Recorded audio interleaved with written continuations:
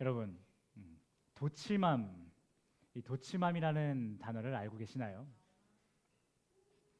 해당 단어는 자녀에게 도취되어 있는 엄마를 뜻하는 합성어입니다. 점차 결혼 시기가 늦어지고 경제적으로 부담이 커지는 시기인 만큼 자녀 한 명만 낳아서 정성껏 키우고 애지중지 키우자라고 하는 사회적 흐름이 생겨나면서 나온 신조어이죠. 최근에요, 어린 아이들이 많이 모이는 어떤 시설들 혹은 키즈 카페 이런 데를 가보면요, 아무리 봐도 본인 자녀의 잘못임에도 불구하고 혹시나 내 자녀가 상처받을까 혹은 기죽을까 제대로 혼을 내지 못하는 부모들이 많아지면서 문제가 되는 경우를 심심치 않게 볼 수 있지 않습니까? 더 나아가 누군가가 자신의 자녀에게 훈계를 하면 그 대상이 연세 지긋한 어르신이어도 혹은 학교 선생님이어도 당신이 뭔데, 나도 우리 아이한테 그렇게 하지 않는데 당신이 뭔데 우리 아이한테 훈계를 하고 혼을 내냐며 화를 내는 부모들도 굉장히 많다라고 해요. 제가 같이 교제하고 있는 서로 소통하고 있는 한 자매님이 그 어린이집 선생님이셨는데 엄청 많다고 합니다. 이게 지금 가끔 뉴스에 나오는 법한 애가 잘못해서 선생님이 이렇게 하면 안 돼라고 말했는데 부모가 와가지고 막 화를 내고 욕을 하고 막 이런 일들이 뉴스에나 나오는 일인 줄 알았는데요, 유치원이나 어린이집 학교에 종사하시는 분들 얘기 들어보니까 일상이래요. 일상. 너무 많다는 거예요.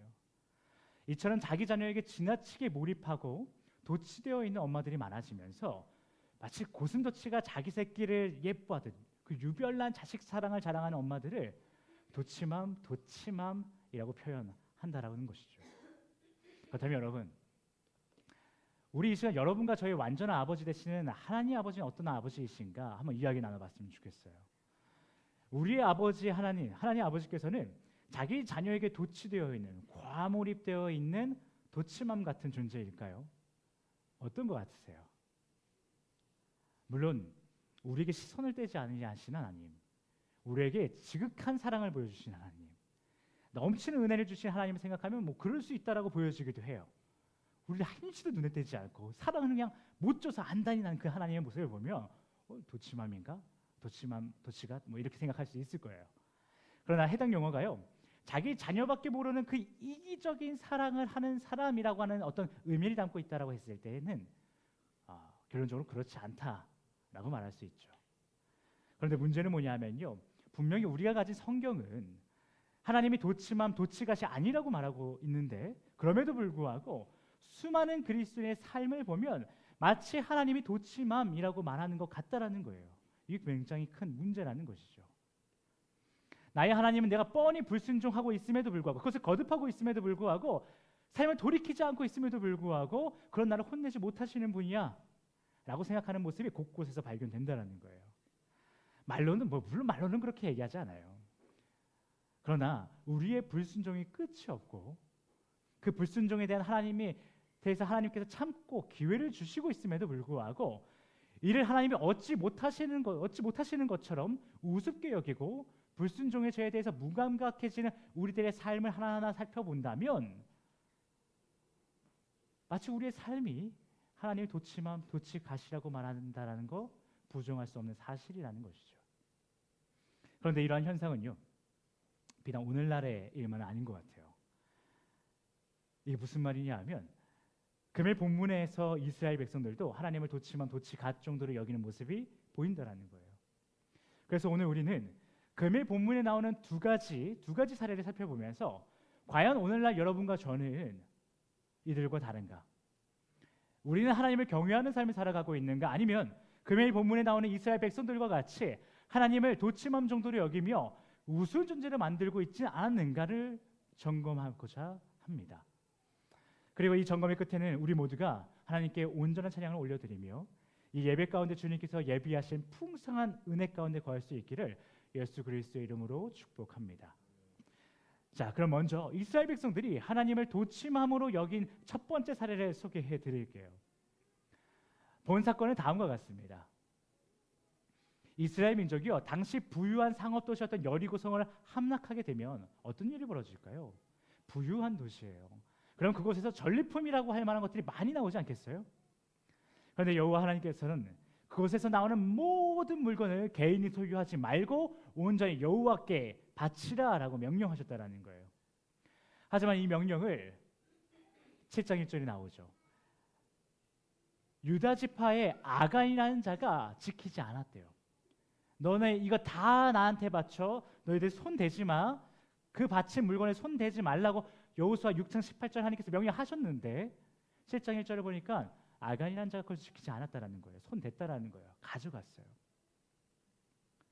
그는 하나님의 명령에도 불구하고 여리고성이 함락한 뒤에 뭘 가져갔냐 하면 굉장히 값어치 할 만한 아름다운 외투 한 벌을 가져왔대요. 이번에 트럼프 대통령이 왔을 때 금관을 줘가지고 트럼프 대통령이 아주 완전히 막 너무 좋아했던 그 모습 있지 않습니까? 백악관 제일 앞에다가 박물관 제일 앞에다 갖다 놔라 이런 말을 할 정도로요.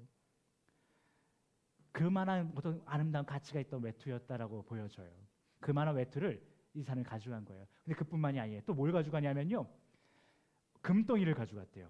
근데 제가 그 금덩이가 얼마나 되는 가치가 있는지 궁금해가지고 GPT한테 물어보고 막 이렇게 찾아가지고 대입해 보니까 현재 금값 좀 많이 오른 거 아시죠? 요즘 금값에 대입해 보니까 한 1억 이상의 가치, 최소 1억 3천만 원 정도 되는 가치의 금덩이를 가져갔다라는 거예요.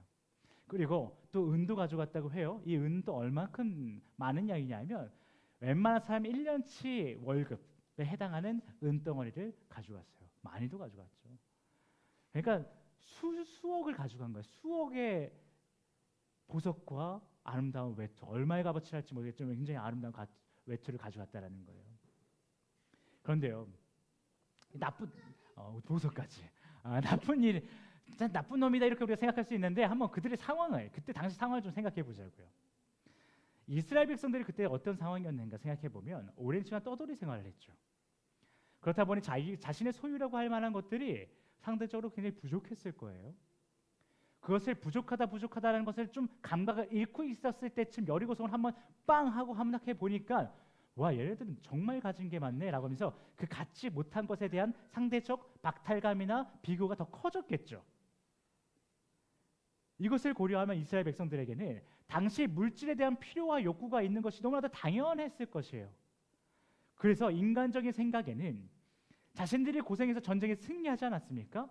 그러면 당시 전쟁 문화에 맞춰서 전리품을 가져가는 것 정도 또 전혀 이해하지 못할 만한 일은 아니었던 거예요. 그런데 그러한 이스라엘 백성들의 상태를 아셨고 아간의 상황을 아시는 은혜의 하나님은요, 그럼에도 불구하고 그거 다 갖지 마. 너희들 그 필요 있는 거 알아. 그거 갖고 싶지 알아. 이 금덩이 얼마나 귀해 보이니? 외투 얼마나 아름다워 보이니? 광야에서는 쳐다도 못 봤을, 구경도 못했을 외투 얼마나 아름답고 흠모할 만하니? 아는데 그거 갖지 마. 다 나한테 바쳐 라고 했다라는 거예요. 오히려 그것에 나오는 모든 물건을 하나님께 온전히 바치라고 말씀하셨다라는 것이죠. 여러분, 하나님이 어떤 하나님이세요? 은혜의 하나님 아닙니까? 광야의 시간을 거칠 때는 또 그것을 더 극단적으로 경험할 수 있던 시기 아니었겠습니까? 지금껏 이스라엘 백성들을요, 하나님께서 어떻게 인도하셨어요? 노예 생활하던 그들을요, 출애굽시켜 주셨잖아요. 출애굽만 시키셨으니까 그렇게 그냥 출애굽 시켜놓고 무책임하게 방치하셨습니까? 만나와 메추라기도 주시죠. 물도 주시죠. 필요한 것들 다 줘요. 어디로 갈지 모르면 뭐 불기둥, 구름기둥 다 주셨단 말이에요. 사실상 이스라엘이 필요한 것 그 이상으로 채워주시는 은혜 하나님이셨어요. 그거를 너무나도 잘 경험했어요. 그렇다면 그런 은혜 하나님께서 주실만 함에도 불구하고, 주실만한 상황이었음에도 불구하고 그 전리품을 허락하지 않으셨다는 것은 분명한 그 하나님의 의도라는 것이 있었겠죠. 그럼 그 아간이라는 자가요, 이스라엘 백성들이요, 자신들의 인간적인 그 필요와 욕구만 바라보는 것이 아니라 객관적인 현상상 나 이런 필요 있잖아, 나 고생했잖아, 가질 수 있잖아 생각하는 것이 아니라 한 번이라도 하나님께서 왜 이런 명령을 하시지? 지금까지 다 후하게 주셨던, 아낌없이 주셨던, 필요 이상으로 주셨던 그 하나님께서 주실 만도 한데 왜 나에게 이것을 허락하지 않으시지? 고민해 볼 수 있지 않겠어요? 고민해 봐야 당연한 거 아니겠어요? 근데 고민한들 뭐 알겠냐고요? 이거 모를 수 있겠죠. 하나님 왜 이런 의도로, 어떤 의도로 나에게 전리품을 갖지 말고 모든 것을 하나님께 바치라 했는가? 고민해 본들 모를 수 있어요. 그런데 몰라도요, 지금까지 은혜 하나님을 경험했다면, 그 하나님을 믿는다면 하나님의 그 크고 높으신 뜻을 다 이해하지 못할지언정 그냥 인내할 수 있어야 되잖아요. 그 정도 해봐야 되잖아요. 그런데 그렇게 하지 않았다는 것이죠. 그렇다면 하나님께서는 도대체 어떤 의도가 있었길래 주실만한데 여리고성이 지금 전리품이 널렸는데 왜 이거 하나도 못 갖게 했을까요? 그 이유는요, 먼저 이런 이유가 있어요. 하나님께서 가나안 땅을 무너뜨리시는 것에 대한 주체가 바로 누구인가? 나 하나님이야라는 것을 분명하게 알려야 됐기 때문이에요. 이후에는요, 주세요. 이후 다른 성 함락할 때 주신단 말이에요.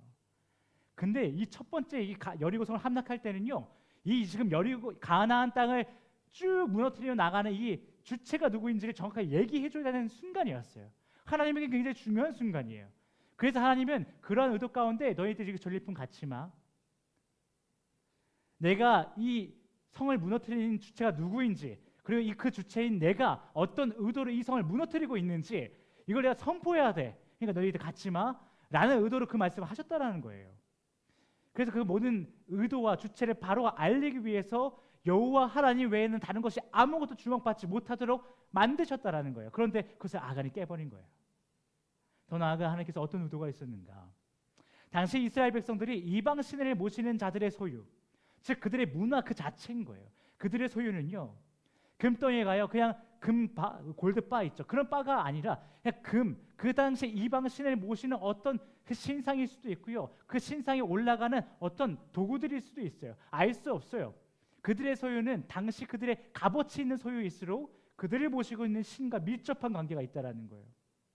그렇게 그들의 소유, 즉 이방 사람들의 그 문화를 가나안 지역에 입성하자마자 이스라엘 백성들이 받아들이기 시작하면 이는 하나님만을 따라야 하는 이스라엘 백성들의 입장에서는 결국에 크나큰 유혹이 될 것이라는 것을 하나님께서 판단하셨다는 거예요. 그래서 하나님께서는 내 판단은 이래. 그러니까 너희들 이거 갖지 마. 시작부터 이런 거 가지려고 하지 마. 이런 얘기하는 거죠. 우리 연세가 있으신 지혜로우신 어르신들이 뭐라고 말씀하세요? 젊은 청년들이 첫 월급 타면 갑자기 막 외제차 뽑고 막 명품 사려고 할 때 어른들이 뭐라고 하세요? 야, 그렇게 하면 안 돼. 그거 아니야. 물론 너가 첫 월급 받았으니까 사고 싶은 마음이 있을 수 있어. 그리고 충분히 살 수도 있겠지. 하지만 그렇게 소비하는 거 아니야. 소비의 방법을 잘 알려주시고 또 이것을 어떻게 예금하는지도 알려주시고 지혜롭게 또 얘기해 주시지 않습니까? 그런 어른들의 판단이 있는 거예요. 근데 그보다 더 뛰어난 하나님, 비교할 수 없는 하나님 판단이 있었다고요. 가질 수 있어요. 전리품 가질 수 있어요. 그런데 너희들 지금은 아니야 라고 말씀하셨다라는 거예요.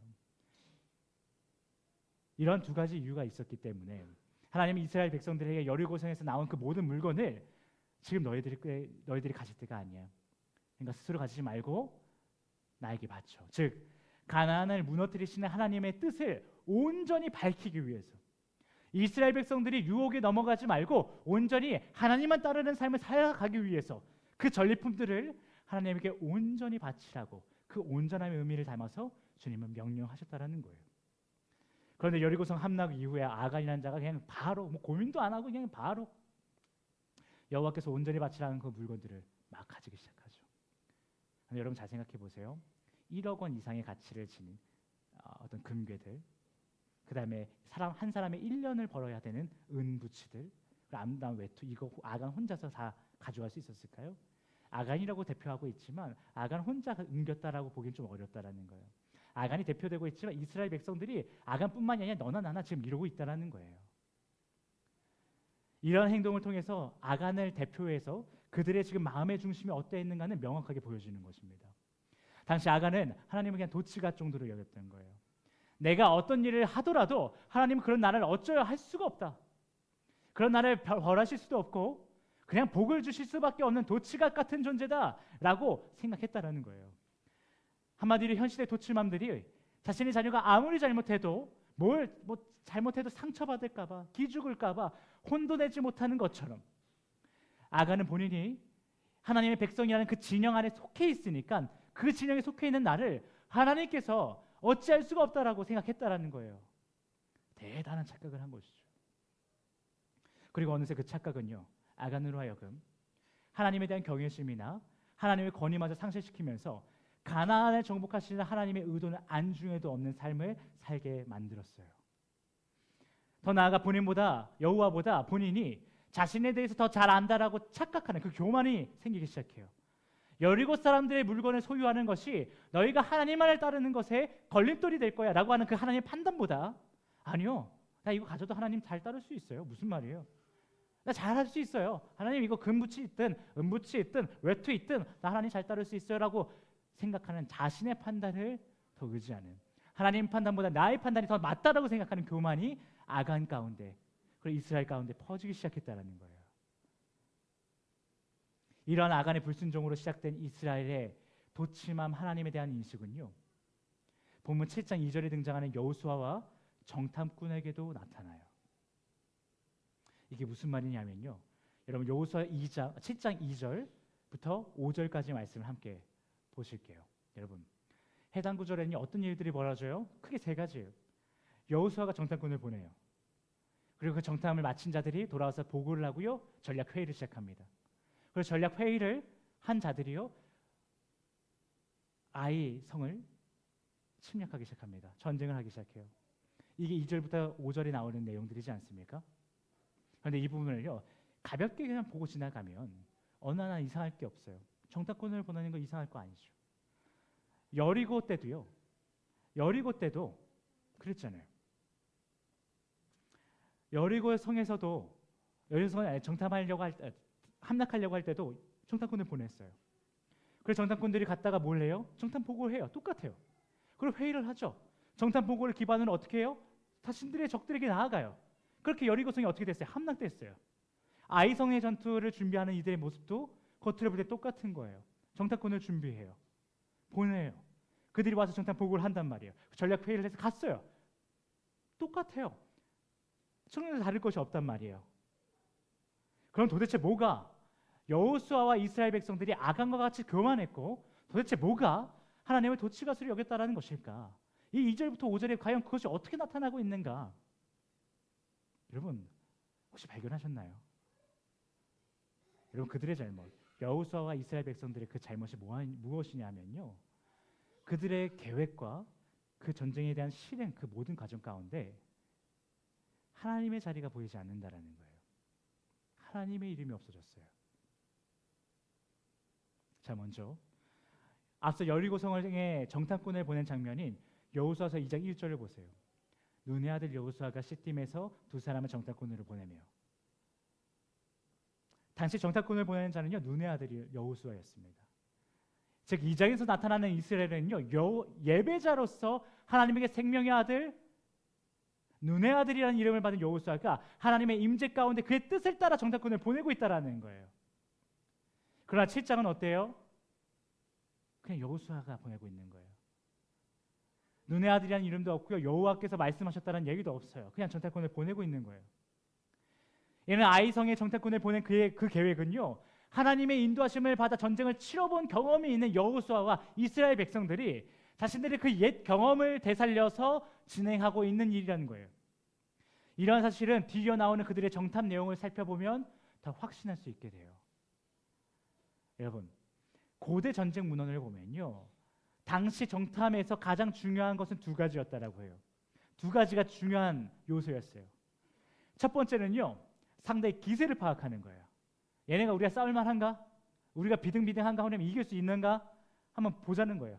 혹은 그들의 기백이 지금 어떤가? 그들의 기세가 지금 올라온 상태인가? 아니면 기세가 좀 꺾여 있는 상태인가? 그것을 파악하는 게 정탐의 중요한 요소 두 가지 중 하나였다라는 거예요. 그래서 이 부분은요, 7장 3절에 잘 나타나요. 그들의 규모가 어떠한지, 그들의 기세가 어떠한지 파악하고요, 자신들이 얼마의 군사력을 보내면 좋을지, 한 2, 3천 보내면 충분할 것 같은데요. 얘네 소수여서 그들의 기세가 뭐 별로 높지 않아서 우리 정도의 기세를 가지고 2, 3천만 딱 들이밀면 충분합니다. 굳이 뭐 얘네들 다 데려갈 필요 없습니다. 여호수아에게 보고한단 말이에요. 그들의 기세를 파악하고 상대 아이성의 기세를 파악하고 규모를 파악했다라는 거예요. 잘했어요. 좋은 요소를 잘 파악했어요. 그러나 그들이요, 정탐에서 중요한 두 가지 중에 더 중요한 거, 제일 중요한 거, 정탐의 핵심이라고 말할 수 있는 거, 그것을 놓치고 있어요. 여러분, 고대 전쟁 문헌에서 가장 중요한 정탐 요소로 뽑는 것은요, 바로 이거예요. 그 땅에 대한 하나님의 메시지를 찾았는가? 라는 게 이 당시 전쟁에서는 가장 중요한 거였어요. 정탐꾼을 보낸 이유가 바로 이거예요 사실. 기세가 어떻든 규모가 어떻든 더 큰데요 우리보다. 놀라운 기세가 있는데요. 뭐 어쩌라고요? 그거 괜찮아요. 그건 객관적으로 판단한 거예요. 데이터 모은 거예요. 더 중요한 건 뭐였냐면요. 그 땅에 대한, 여리고면 여리고, 아이면 아이, 그 땅에 대한 하나님의 메시지가 있는가? 그것을 정탐하러 간 거예요. 그게 중요하더라고요. 여러분 기억하시죠? 여리고성을 정탐한 그들이요, 누구의 집에 머물러요? 기생 라합의 집에 머물러요. 근데 거기만 있다가 다른 데 더 둘러보던가요? 둘러보지 않고 바로 자신의 진영을 돌아가죠. 왜요? 여리고성에 대한 하나님의 메시지를 기생 라합을 통해서 찾았기 때문이에요. 그래서 우리가 서로에게 그런 메신저가 되어주자, 세상에 하나님의 뜻을 선포하는 자가 되자라고 결단했던 시간이 있지 않습니까? 라합이 뭐라고 해요? 너희 하나님은 크다. 너희 하나님이 이 땅을 너희들에게 주실 것이다. 우리 이미 너희 하나님에게 두려움을 갖고 있다 라고 말하니까 그 정탐꾼들이 하나님이 정말 이 땅에서 이 땅을 우리에게 주시겠구나, 이 땅에서 하나님께서 역사하시겠구나 라고 하는 그 하나님의 메시지를 찾고 돌아가서 그것만 얘기하잖아요. 그것을 정탐보고 하잖아요. 그런데 아이성으로 정탐한 자들은요 어땠어요? 어떠합니까? 그들에게 아이성에 대한 하나님의 메시지가 보이시던가요? 없어요. 전혀 없어요. 그저 상대의 기세 파악에만 집중하고 있는 거예요. 그러니 아이성과 첫 번째 전쟁이 진행될 때 여리고성 전쟁과는 다르게 하나님의 일하심이 전혀 보이지 않는 거예요. 그냥 간단하게 서술해요. 2,000명이 갔는데 얻어 터졌다라는 거예요. 그 쫓겨왔다라는 거예요. 그래서 36명이 죽임을 당했다라는 거예요. 간단하죠. 하나님의 일하심 없어요. 아이가 이스라엘을 죽였어요. 끝이에요. 그래서 이스라엘의 아이성 1차 전투는요, 겉보기에는 여리고성 전투와 다르지 않지만 완전히 반대되는 처참한 패배를 마주하게 됐다라는 거예요. 여러분, 금일 본문을 통해 우리가 명확하게 알아야 하고 반드시 기억해야 할 것은, 하나님께서는 과거의 신앙의 경험만을 가지고 일 처리하는 집단을요 하나님의 백성, 나의 백성이라고 말하지 않으신다라는 거예요. 개인도 마찬가지예요. 그런 개인을요 나의 백성이라고 말하지 않는다라는 거예요. 이렇듯 아간으로 시작해서 이스라엘 전체에 퍼진 하나님의 앞에서의 그 교만, 하나님을 마치 도치맘 취급했던 이스라엘 백성들은 아이성 1차 전투의 패배 후에 뼈저리게 깨닫게 됩니다. 우리가 잘못 알고 있었구나. 우리가 하나님에 대해서 전혀 잘못 알고 있었구나. 그래서 회개의 시간을 갖습니다. 정결의 시간을 가져요. 그리고 그 은혜의 시간을 통해서 이스라엘 백성들이 이렇게 고백합니다. 하나님은 도치가시 아니구나. 주님은 이스라엘 백성, 하나님의 백성이라고 보여지고 지칭되고 있는 자들이 무엇을 하든 벌하지 못하시고 복만 주시는, 은혜만 주시는 하나님이 아니었구나. 또한 하나님과 과거에 했던 동행의 경험만을 가지고 자신이 무엇이든 할 수 있는 것처럼, 무엇이든 알고 있는 것처럼 착각하고 있는, 그렇게 본인의 경험에만 붙잡혀 있는 자들을 하나님의 백성을 여기지 않으시는구나, 함께하지 않으시는구나. 이 명확한 사실을 이스라엘 백성들은 자신의 뼈아픈 역사에 단단히 기록하게 됩니다. 그리고 이 덕분에 이들은요 아이성 2차 전투에서 동일한 죄를 범하지 않게 돼요. 그렇다면 하나님이 도치가시 아니라는 사실을 깨달은 이스라엘 백성들이 이전에 자신들에게 처참한 패배를 안겨준 이 아이성과의 2차 전투에서 어떤 결과를 맞이하는지, 또 그 결과를 맞이하기 전에 어떤 준비를 했는지 살펴봤으면 좋겠습니다. 어떻게 그들이 바뀌었는지 살펴보기 원해요. 우리 8장 1절을 통해서 한번 보겠습니다. 여러분, 8장 1절에 이렇게 기록하고 있습니다. 여호와께서 여호수아에게 이르시되 두려워하지 말라, 놀라지 말라, 군사를 다 거느리고 일어나서 아이로 올라가라. 여러분, 아이성과 2차 전투를 준비하는 이스라엘 백성들의 주체가 누가 됐어요? 누구로 바뀌었어요? 여호와 하나님. 그리고 그들의 2차 전쟁을 살뜰히 지휘하는 분도 여호수아서 8장 18절 통해서 확인해 볼 때 이렇게 나옵니다. 여호와께서 여호수아에게 이르시되 내 손에 잡은 단창을 들어 아이를 가리키라. 여호와께서 지휘하고 계세요. 주님께서 여호수아에게 이르기 시작하시고요, 2-3천 명만 가도 되는데 굳이 다 거느리고 가서 봐봐, 너희들 다시 한번 봐. 나 하나님 여호와가 주체되고 내 하나님 여호와가 함께하는 삶이 어떤 건지 잘 봐. 그래서 모든 군사를 다 끌고 가서 보여주시는 거예요. 아이가 베델이라고 하는 동맹군과 함께 공격하거든요. 공격할 때에 하나님께서 타이밍도 하나하나 알려주세요. 자, 지금이야. 지금 공격해. 지금 이렇게 움직여야 돼. 라고 하면서 여호수아에게 자, 단창을 들어.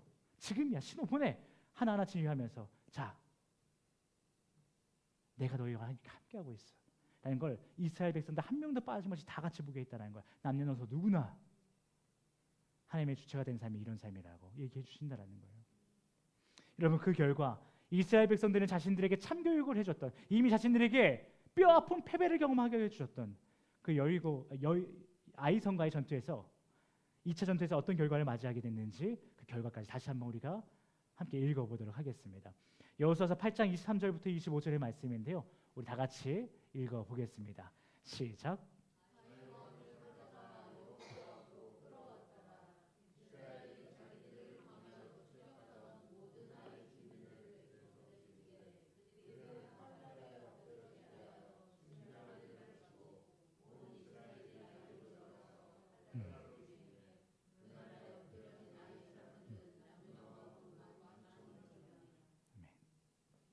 여러분, 완벽한 승리입니다.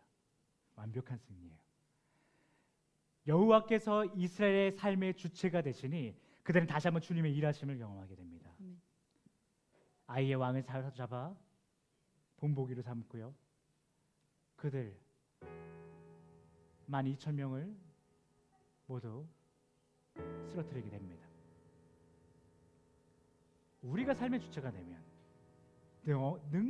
넉넉하게 아주 여유 있게 승리할 것만 같은, 성공할 것 같은, 실패할 수 없을 것만 같은 그 일도요, 하나님의 주체가 되지 않으시면 실패합니다.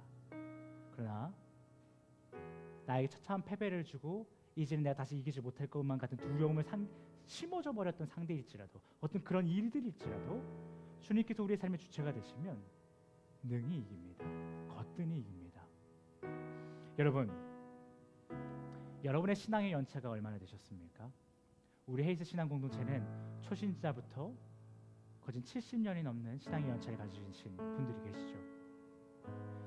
여러분은 분명 그 길고 짧은 신앙의 여정 가운데 수없이 많은 하나님의 일하심을 경험하셨을 것입니다. 그리고 그 경험들은 다음 세대 신앙인들에게 좋은 본보기가, 롤모델이 되고 있죠. 그러나 그 경험이 여러분과 제가 인생의 다음 발자국을 어디에 둘 것인가, 그것을 알려줄 수 없다는 것을 기억하시기 바랍니다. 여러분의 그 1년에서 수십 년의 신앙의 경험이 하나님의 오늘의 뜻을 넘어설 수 없다는 거예요. 그래서 우리는 신앙의 경험이 아닌 하나님의 뜻을 의지하고 붙잡아야 됩니다. 그래야 우리가 오늘 하루를 하나님의 백성으로 살아가며 그의 일하심을 경험할 수 있게 되는 것입니다. 그럼 여러분, 금요일 본문 가운데 이스라엘 백성들이 했던 것처럼 자신의 신앙의 경험, 하나님과의 동행했었던 과거의 경험을 의지하며 판단하는 것이 아니라 하나님께서 오늘 나와 여전히 함께하여 주시길 사모하며 그 하루 가운데 주님께서 나에게 가지고 계신 뜻이 무엇인지를 겸손하게 물어보고 인생의 걸음을 한 걸음 한 걸음 내딛는 여러분과 제가 되기를 예수 그리스도의 이름으로 축복합니다. 그럼 우리 이 시간 끝으로요, 모세의 시대와 여호수아의 시대에 매일 하나님의 뜻을 묻고 또 따르기를 겸손하게 결단했던 자들에게 선포되었던 축복의 메시지를 우리 헤이스 공동체 가운데도 다시 한번 선포하며 금요일 메시지 시간을 마치도록 하겠습니다. 신명기 28장 1절, 2절부터 14절의 말씀인데요, 성경책에 있으신 분들은 함께 눈으로 따라오시면 좋을 것 같습니다. 여러분, 이 축복의 메시지는요, 하나님의 진영, 이스라엘 백성, 이스라엘 민족에게만 주어진 것이 아니라 나 하나님의 뜻을 따를래요, 나 하나님의 뜻을 붙잡을래요, 나 이방인이지만 하나님이 주체되는 삶을 살래요 라고 했던 수많은 이방인들에게도 선포되었던 메시지입니다. 그럼 여러분, 우리가 지금 교인으로서 등록이 되어 있는가 아닌가가 아니라 내가 나의 삶을 하나님께 드리겠는가 아니겠는가에 따라서 이 축복의 메시지는 여러분에게 주어질 것입니다. 여러분을 향한 축복의 메시지 제가 선포하며 나아가도록 하겠습니다. 내가 내 하나님 여호와의 말씀을 청종하면 이 모든 복이 내게 임하며 내게 이르기를 성읍에서도 복을 받고 들에서도 복을 받을 것이며 내 몸의 자녀와 내 토지의 소산과 내 짐승의 새끼와 소와 양의 새끼와 복을 받을 것이며 내 광주리와 떡 반죽 그릇이 복을 받을 것이며 내가 들어와도 복을 받고 나가서도 복을 받을 것이니라. 여호와께서 너를 대적하기 위해 일어난 적군들을 내 앞에서 패하게 하시리라. 그들이 한 길로 너를 치러 들어왔으나 내 앞에서 7길로 도망하리라. 여호와께서 명령하사 내 창고와 내 손으로 하는 모든 일에 복을 내리시고 내 하나님 여호와께서 내게 주시는 땅에서 내게 복을 주실 것이며 여호와께서 내게 맹세하신 대로 너를 세워 자기의 성민이 되게 하시리니 이는 내가 내 하나님 여호와의 명령을 지켜 그 길로 행할 것임이니라. 땅의 모든 백성이 여호와의 이름이 너를 위하여 불리는 것을 보고 너를 두려워하리라. 여호와께서 내게 주리라고 내 조상들에게 맹세하신 땅에서 내게 복을 주사 내 몸의 소생과 가축의 새끼와 토지의 소산을 많게 하시며 여호와께서 너를 위하여 하늘의 아름다운 보고를 여시사 내 땅에 때를 따라 비를 내리시고 내 손으로 하는 모든 일에 복을 주시리니 내가 많은 민족에게 꾸어줄지라도 너는 꾸지 아니할 것이요 여호와께서 너를 머리가 되고 꼬리가 되지 않게 하시며 위에만 있고 아래에 있지 않게 하시리니 오직 너는 내가 오늘 내게 명령하는 내 하나님 여호와의 명령을 듣고 지켜 행하며 내가 오늘 너희에게 명령하는 그 말씀을 떠나 좌로나 우로나 치우치지 아니하고 다른 신을 따라 섬기지 아니하면 이와 같으리라. 아멘. 여러분, 조금 전에 읽은 이 신명기 말씀 속 생명의 축복이 여러분 삶 곳곳에 가득하기를 진심으로 축복합니다. 우리 이 시간 다 같이 찬양하기 원합니다. 찬양하실 때 여러분과 저희 완전한 아버지 되신 하나님 앞에 어제의 일과 오늘의 일과 내일의 일을 온전히 올려드리기 원합니다. 다 맡겨드리기 원합니다. 그렇게 우리의 삶 가운데에 주님의 뜻만이 선포되며 주님의 그 선하신 뜻으로 인해 여러분 모두가 하나님이 주시는 그 풍성 기쁨 가운데 거하기를 바라며 사모하며 나아가기를 원합니다. 그리고 바라기는요, 현재 하나님이 주시는 기쁨 가운데 거하시는 분 계시죠? 충만한 분들 계시죠? 그런 분들에게 권면합니다. 여러분의 옆에 있는 형제자매들, 신음하고 있는 옆에 있는 형제자매들의 그 신음소리에 귀 기울이십시오. 그렇게 그들의 아픔 가운데 주님이 주시는 그 생명의 풍성함이 임하게 하여 달라고 기도하는 마음으로 함께 찬양하며 나아가겠습니다. 이렇게 우리 신앙 공동체가 하나님 앞에 온전히 나아가기를 소망합니다. 나의 소유